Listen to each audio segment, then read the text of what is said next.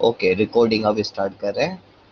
Okay, good morning, सलाम वालेकुम। सही है। अच्छा, जिन स्टूडेंट ने रिकॉर्डिंग,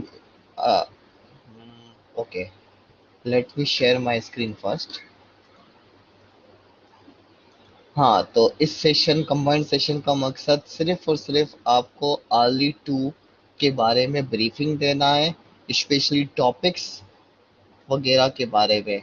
आप इसको यूं भी अज्यूम कर सकते हैं कि लास्ट मंडे जब आपसे ये शेयर किया गया, लास्ट मंडे नहीं, ट्यूसडे वाले दिन, कि भाई इस वीक आर्ली है, तो ऑफ कोर्स हमने आर्ली में कुछ खास कवर नहीं किया था आर्ली 1 के बाद, तो क्या पूछेंगे उसको देख लेते हैं तेजी से। अगर मैं एक चीज यहाँ पर, यस, एक minute, let me check, adjust this, okay, so yes, हाँ, तो अगर मैं, यस, अपने तौर पे, भाई आज आर्ली 2 की ब्रीफिंग देनी है, लेकिन आर्ली 2 की ब्रीफिंग के से पहले अब तक देखने हुआ क्या है, और ये तमाम स्टूडेंट्स को रिकॉर्डिंग का आइडिया। वीक 1, ठीक है, आपको भी नहीं मालूम था, हमें भी नहीं मालूम था, नहीं हुआ। वीक 2, वीक 3, वीक 4, वीक 5 और वीक 6, इसमें हमने जो भी किया, हमने क्या कवर किया, मैन्युफैक्चरिंग एंड जॉब ऑर्डर, कुछ, ठीक है। अच्छा, बीच में हमने एक मेकअप लिया था, ठीक है, मेकअप सेशन था किसका, फॉर वीक 1। वीक 7 के अंदर हमारा क्या हुआ था, वीक 7 के अंदर हमारा आर्ली 1 हुआ था, ठीक है। फिर इसके बाद मैं ये ब्रीफिंग इसलिए दे रहा हूँ, week 8, week 9, week 10, sir date wise बताएं तो ज़्यादा बेहतर है। जैसे कि इस वक्त right now we are in, आपको एकेडमिक कैलेंडर जो शेयर किया गया था, ये वीक का स्केड्यूल ब्लैक बोर्ड पे मौजूद है। इस वक्त हम वीक 10 में मौजूद हैं, ठीक है। तो नेक्स्ट वीक, और वीक 10 किससे रिलेटेड था, वीक 10 रिलेटेड था, यस, ये 26-25 अप्रैल, ओके, यस, ये 26 अप्रैल, 26 से लेकर मई फर्स्ट तक की सिचुएशन थी, और देन इसके बाद ये मई सेकंड से लेकर इस तक की सिचुएशन, यानी हम हमारा आर्ली इसके अंदर कवर कर ले होंगे नेक्स्ट वीक। अच्छा, नेक्स्ट वीक अब मई 3 है, आई थिंक, या सैटरडे था ना, मई 3 है। तो यहाँ पर हमने कवर किया है प्रोसेस, दैट मीन्स हमारा अर्ली टू यहाँ पर आ रहा है। लेकिन आप में से मेजोरिटी को मालूम होना चाहिए, मैं क्वेरीज एक साथ ले लूंगा, ठीक है, कि आपके अर्ली 1 के अंदर हमने क्या पूछा था, हम आपके अर्ली 1 के अंदर हमने मैन्युफैक्चरिंग के न्यूमेरिकल पूछा था, ठीक है। लेकिन जो एमसीक्यूज जो थे, वो मैन्युफैक्चरिंग के भी थे और जॉब ऑर्डर के भी थे, एग्री करते हैं। तो ये हमारा आर्ली 1 से रिलेटेड था, जिसमें एमसीक्यूज 12 मार्क्स के थे और न्यूमेरिकल 3 मार्क्स का था। सही है। आर्ली 2 में क्या होगा, आर्ली 2 के अंदर जॉब ऑर्डर का भी न्यूमेरिकल आ रहा होगा, प्रोसेस का भी न्यूमेरिकल आ रहा होगा, और वो न्यूमेरिकल उसी तरीके से होगा जिस तरीके से लास्ट एक क्वेश्चन 1 था मैन्युफैक्चरिंग का, कि या प्राइम कॉस्ट निकालनी थी, या कन्वर्जन कॉस्ट निकालनी थी, या कॉस्ट ऑफ गुड्स कंप्लीटेड निकालनी थी, ठीक है। एक मिनट, मैं क्वेरीज देख लो, तो ठीक है। सो इसका मतलब ये हुआ कि फर्स्ट आर्ली के अंदर मैंने 12 मार्क्स के ऑब्जेक्ट, हमने 12 मार्क्स के ऑब्जेक्टिव और 3 मार्क्स के मैन्युफैक्चरिंग पूछा था। सेकंड आर्ली के अंदर ये जो नोमेरिकल होगा, 5 मार्क्स का जॉब ऑर्डर का नोमेरिकल, 5 मार्क्स का प्रोसेस का नोमेरिकल श्योरली होगा, और 5 मार्क्स के जो ऑब्जेक्टिव होंगे, वो ऑब्जेक्टिव अगेन मैन्युफैक्चरिंग भी, मैन्युफैक्चरिंग से तो नहीं आएंगे क्योंकि वो पूछ चुके हैं, वो जॉब ऑर्डर से कुछ 2 या 3, 2 मार्क्स के जॉब ऑर्डर से होंगे, और प्रोसेस से कितने होंगे, 3 मार्क्स से होंगे, या हो सकता है 1 मार्क्स से जॉब ऑर्डर से आए, 4 मार्क्स के लिए से, ये रेंडमली डिस्ट्रीब्यूटेड होंगे। तो ये आपके आर्ली 2 की टॉपिक है, ठीक है। ये मार्क्स का आइडिया दे दिया, but you may have remembered कि जिस तरह मैंने आर्ली 1 का ट्यूटोरियल शेयर किया था, हाउ टू अटेम्प्ट, ठीक है, तो इस तरीके से मैं आर्ली 2 का भी हाउ टू अटेम्प्ट ट्यूटोरियल दूंगा, ताकि न्यूमेरिकल्स में इश्यू ना हो। तो जॉब ऑर्डर श्योरली आ रहा है, और प्रोसेस श्योरली आ रहा है।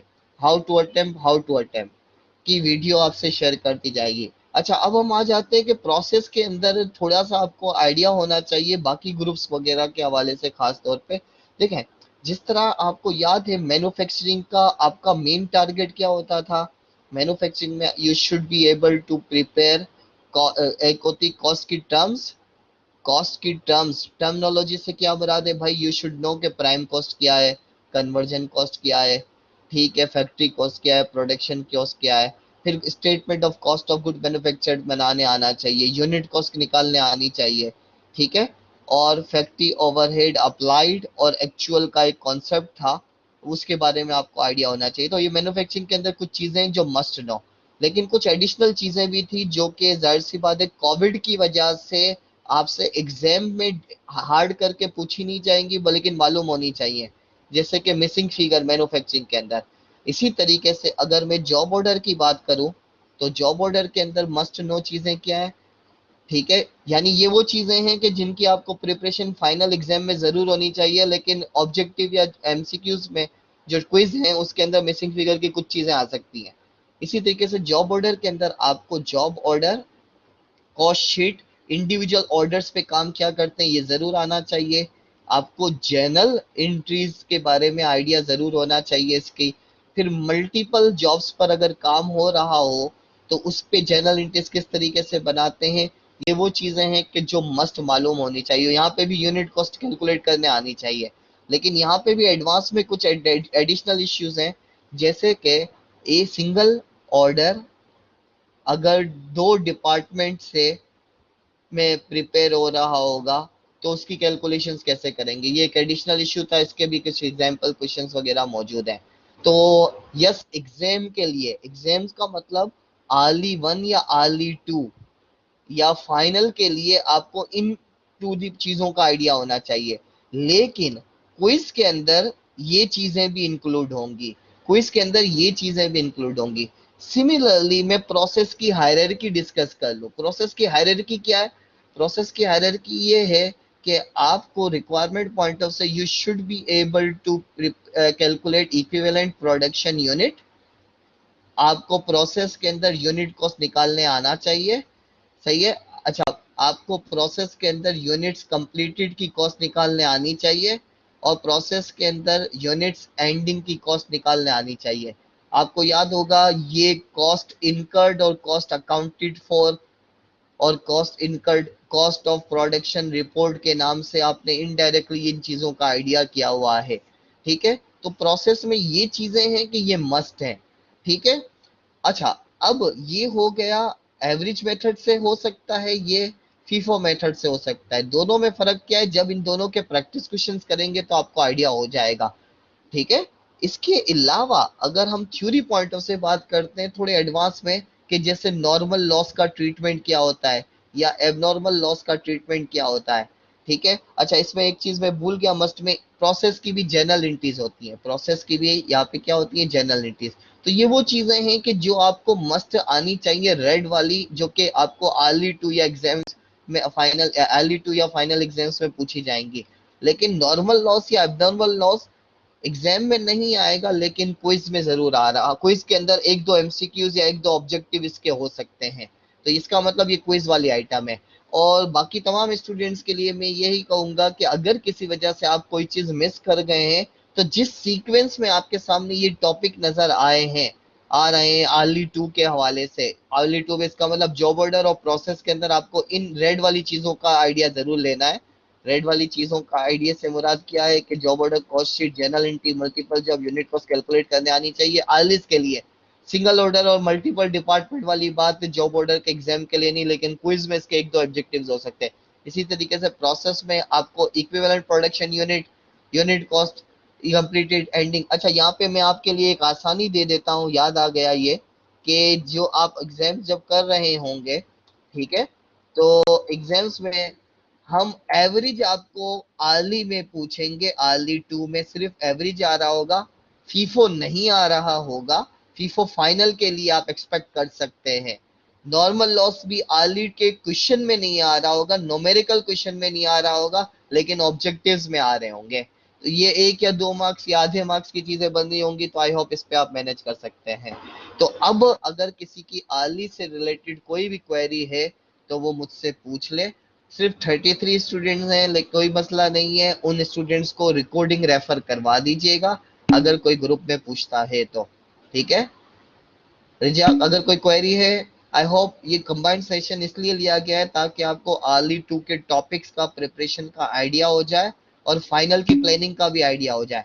अच्छा, अगेन मैं इस बात पर, जिन्होंने लेट ज्वाइन किया है भाई, ये तेजी से आपके सामने पूरी हायरार्की बन गई कि हमने 6 सेशन में मैन्युफैक्चरिंग में जॉब ऑर्डर कवर किया, अर्ली टू में क्या पूछा, सर फिर अर्ली टू के बाद फाइनल में क्या आएगा? भाई हमें वीक 12 भी है, 13 भी है, 14 भी है, इसमें हम टॉपिक कवर करेंगे सीवीपी। लेकिन final exam will be comprehensive. Comprehensive का मतलब क्या है? उसमें आप मैन्युफैक्चरिंग भी एक्सपेक्ट करें, जॉब ऑर्डर भी एक्सपेक्ट करें, प्रोसेस भी एक्सपेक्ट करें, सीवीपी भी एक्सपेक्ट करें, चारों का एक एक सवाल एक्सपेक्ट करें। ठीक है, यानी 5-5 6-6 मार्क्स का एक एक सवाल चारों का एक्सपेक्ट कर लिया और बाकी 10 या 12 मार्क्स के ऑब्जेक्टिव्स आपके आ गए। तो आई होप ये 3 एग्जाम्स की डिस्ट्रीब्यूशन टॉपिक वाइज आपको आइडिया हो गया। ठीक है, सो बाकी स्टूडेंट्स को ये रिकॉर्डिंग रेफर कर दीजिएगा अगर ये पूछें कि सर अर्ली टॉपिक में क्या आएगा, अगर इवन लाइव सेशन में भी हो। ठीक है, तो बाकी रूम के स्टूडेंट्स अगर चैट में पूछ रहे होंगे कि अर्ली के बता दीजिएगा, जो जिन्होंने अभी तक टेलीग्राम के मैसेज ही नहीं देखा। ओके, कौन सा भी ये रेहान, सेकंड अर्ली कब होगा? सेकंड अर्ली का जवाब भाई नेक्स्ट वीक होगा, सेकंड अर्ली नेक्स्ट वीक होगा, ये वीक टू नेक्स्ट वीक। आज कौन सी तारीख है भाई, आपको बता देते हैं भाई, 26 तारीख है, यानी मई 3 को, 3 मई को ये लिखा हुआ है। इसकी आपने लेट ज्वाइन किया है, काइंडली रिकॉर्डिंग, वॉच रिकॉर्डिंग, ये कह दूंगा। ठीक है, अच्छा अब किसी और ने ये पूछा कि, अच्छा ये इसके लिए आपको याद है, वीडियो ट्यूटोरियल में शेयर कर दूंगा तो आपको मालूम पड़ जाएगा, 1 घंटे से ज्यादा का नहीं होगा। अच्छा, दूसरी बात, ईशा सईद राव ने पूछा है कि sir final face to face होगा online? As of current instruction ईशा, ठीक है, यूनिवर्सिटी की ने इस वक्त जो हमें सेकंड या थर्ड वीक में वीकली स्केड्यूल शेयर किया था उसकी बेसिस पे फेस टू फेस का है। लेकिन अगर फाइनल ऑनलाइन भी हो जाता है तो आपको दोनों तरीकों से प्रिपरेशन के बारे में रेडी रहना है। सही है, as of now face to face है, लेकिन अगर हालात की वजह से लग रहा है कि ऑनलाइन पे जाना पड़े तो ऑनलाइन के लिए आप पहले से प्रिपेयर हैं। ठीक है, अब साकिब फाइनल कब होगा, इसलिए कहते हैं कि रेगुलर रहें और सारी बातें सुने। आपको लेक्चर्स के अंदर इस सेशन को रेफर करना है, किसमें? रूम वाइज एलोकेशन कहीं दी गई थी। ठीक है, और इसके अंदर ये नजर आ रहा है, फेस टू फेस और ऑनलाइन क्लास ब्रेकअप, इसके अंदर क्या लिखा हुआ है? Week 15 final exam. ऑल्दो ये डिस्टर्ब हुआ है, ये चीज डिस्टर्ब हो गई है कि face to face online follow नहीं हो रहे। ठीक है, जैसे कि आज 26 ऑनलाइन क्लास थी तो ऑनलाइन, पिछली ऑनलाइन नहीं, पिछली फेस टू फेस थी लेकिन वो ऑनलाइन कर दी गई। ठीक है, रमजान वाली बात की वजह से, तो ये ऑनलाइन है। अगला ये एग्जाम में जाएगा, फिर इसके बाद ये वाली क्लास ईद की छुट्टी की वजह से इफेक्ट होगी तो इसका मेकअप हमें लेना होगा। तो ये जाहिर सी बात है आपके सामने, ये इन डेट्स को फॉलो करें। अगर फाइनल एग्जाम यूनिवर्सिटी अभी के एज पर करंट अनाउंसमेंट 30 मई से 5 जून है, लेकिन अगर ईद हॉलीडे के मेकअप या हालात वाली बात की वजह से अगर वो इसको नेक्स्ट वीक लेकर जाना चाहते हैं तो लेके जा सकते हैं। तो इस किस्म के सवाल ना पूछें जिसका जवाब आपको पहले से दिया गया हो लेकिन आपकी एब्सेंस ऑफ माइंड या एब्सेंस की वजह से आपको ना मालूम हो। साकिब आपका नाम नोट कर लिया, ये सवाल पे फाइनल कब होगा? ओके, किसी और ने कुछ पूछना है? मैं ये 33 स्टूडेंट जो अभी मौजूद है उनको खास तौर पे प्रायोरिटी लिस्ट में डाल रहा हूँ। ये वो स्टूडेंट हैं कि जो सचमुच पढ़ना चाहते हैं, आउट ऑफ 200 स्टूडेंट, चाहे वो किसी भी रूम से हो, लेकिन एटलीस्ट उन्हें अपने सब्जेक्ट में, सही है, अपनी पढ़ाई पे अपनी जितनी भी फीस वगैरह पे कर रहे हैं उसको फेयरली, सही है, वसूल करना चाहते हैं, पढ़ना चाहते हैं। तो ये 33 स्टूडेंट बड़े अच्छे स्टूडेंट्स में मान रहा हूँ। ठीक है, और इनके नाम मैं नोट कर रहा हूँ। भाई किसी भी रूम से हो, दूसरे रूम से भी हो, ये नाम मेरे पास अटेंडेंस में सेव हो जाएंगे ताकि मुझे मालूम, इनको स्पेशल फेवर दिया जा सके, 1 2 3 मार्क्स का या ग्रेड का, सिर्फ इन्हीं को फेवर मिलेगा जो इस वक्त आए हुए थे। ठीक है, ये 33। अब बाकी स्टूडेंट्स अपने से रूम में जा सकते हैं। ठीक है, बाकी स्टूडेंट्स, नो सर मुझे पता था फाइनल का लेकिन फिर कोरोना की सिचुएशन की वजह से पूछ रहा था। Okay, I hope recordings available है, बाकियों को रिकॉर्डिंग रेफर कर दीजिएगा, लेकिन रिकॉर्डिंग देखने वाले का नाम रेफर नहीं होगा, सेव नहीं होगा। अटेंडेंस में जो प्रेजेंट है उन्हीं का नाम सेव होगा। So that's all for this session, kindly session leave कर दें और अपने अपने रेस्पेक्टिव रूम में चले जाए इस पर टाइम। ठीक है, अपने अपने रेस्पेक्टिव रूम में चले जाए इस पर time. Thank you, Allah Hafiz.